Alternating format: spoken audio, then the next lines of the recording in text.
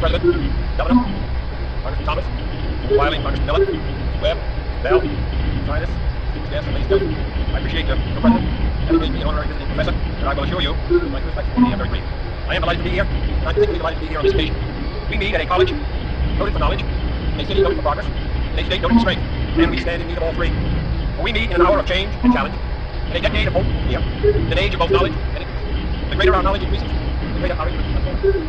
Despite the striking fact, most of the scientists that the world has ever known are alive and working today, despite the fact that this nation's own scientific manpower is doubling every 12 years, in a rate of growth more than 3 times that of our population as a whole.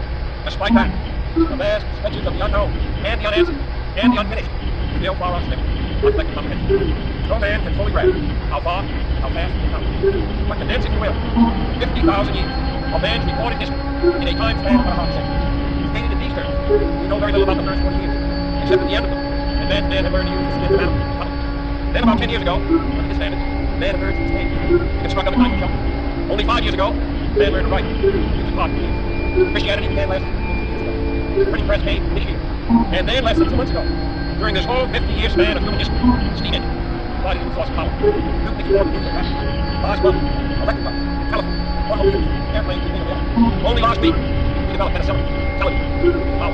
And now, if America's new spacecraft succeeds in reaching Venus, we will have literally reached the stars before midnight tonight. This is a breathtaking pace, and such a pace cannot help but create new ills as it dispels hope, new ignorance, new problems, new dangers. Surely the opening vistas to space promise high cost and hardships, as well as high reward. So it is not surprising that some would have us stay where we are a little longer. Yes, but this city of Houston, this state of Texas, this country of the United States was not built by those who waited and rested and wished to look behind them. This country was conquered by those who moved forward, and so was space. William Bradford, speaking in 1630 of the founding of the Plymouth Bay Colony, said that all great and honorable actions are accompanied with great difficulty, and both must be enterprised and overcome with answerable courage. If this capsule history of our progress teaches